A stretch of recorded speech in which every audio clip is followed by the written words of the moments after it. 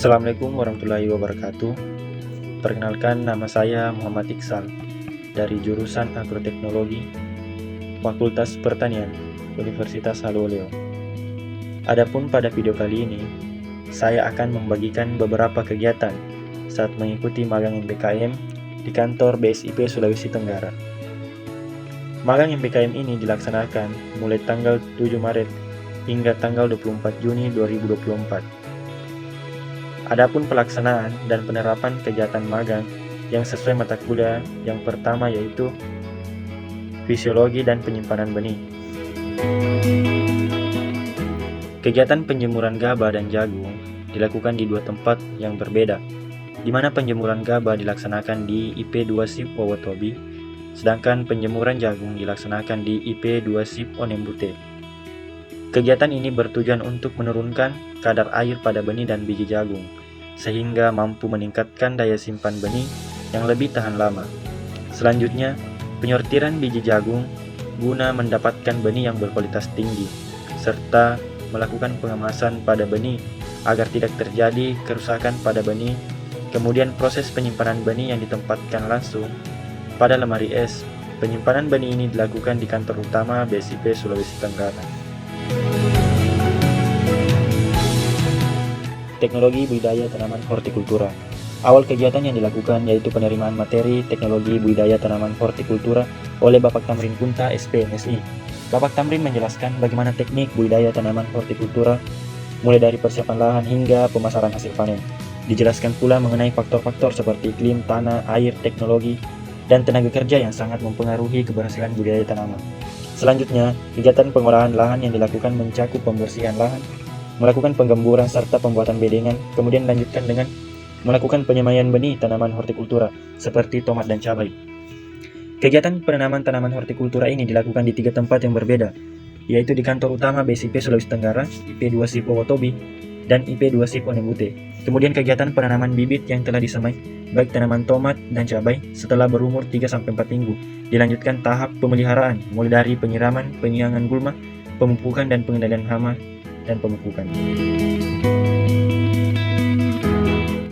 Teknologi pasca panen.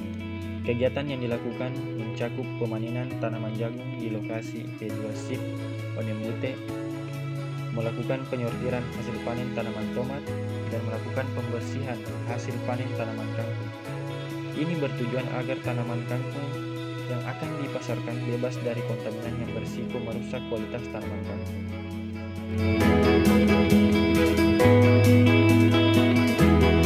Keanekaragaman hayati. Pada kegiatan kali ini, yaitu melakukan observasi ekosistem lahan kering di IP2 SIP Onembute dan observasi ekosistem lahan basah di IP2 SIP Wowotobi. Kemudian dilanjutkan dengan kegiatan mengidentifikasi organisme yang hidup dalam suatu plot atau suatu lahan basah.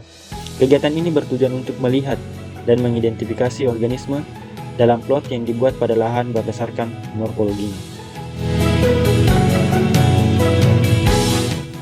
Rekayasa ekologis kualitas tanah salin.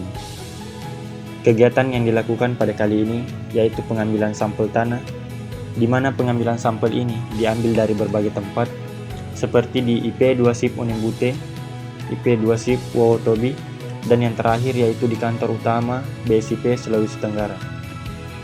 Kemudian dilanjutkan dengan pengujian kadar salinitas tanah menggunakan alat esimeter. Pengujian kadar salinitas tanah dilakukan untuk mengetahui kadar garam yang terkandung dalam tanah. Pengaplikasian biocair sekam padi merupakan salah satu kegiatan yang dilakukan untuk menurunkan salinitas tanah. Ini merupakan salah satu implementasi dari rekayasa ekologis. Remote sensing dan aplikasinya dalam pertanian. Pada mata kuliah tersebut, kami melakukan kegiatan atau penggunaan aplikasi citra satelit daerah muda. Kegiatan ini dilaksanakan di kantor utama BSIP Sulawesi Tenggara, IP2 SIP Onembute, dan IP2 SIP Wowotobi. Kegiatan ini memanfaatkan aplikasi atau teknologi untuk melakukan pemetaan, khususnya untuk melihat ukuran luas lahan. Hasil citra satelit yang diperoleh melalui aplikasi daerah muda kemudian digunakan untuk melihat daerah atau lahan yang berpotensi untuk dijadikan sebagai lahan penanaman. teknologi pengendalian hama dan penyakit tanaman terpadu. Pada kegiatan kali ini, mencakup beberapa kegiatan seperti melakukan penanaman bunga kenikir sebagai penarik musuh alami, kemudian melakukan pembuatan dan pemasangan jaring untuk hama tikus dan burung, serta melakukan pemasangan instalasi menggunakan tali dan plastik silver yang bertujuan untuk mengusir burung-burung. Instalasi tersebut memiliki tujuan untuk mencegah atau setidaknya meminimalisir datangnya burung melalui pantulan cahaya yang dihasilkan oleh plastik silver tersebut. Kemudian kegiatan yang terakhir yaitu melakukan penyemprotan pesnap atau pestisida nabati pada tanaman tomat dan penyemprotan insektisida pada tanaman padi yang bertujuan untuk membasmi serangan dari ulat penggerek batang padi.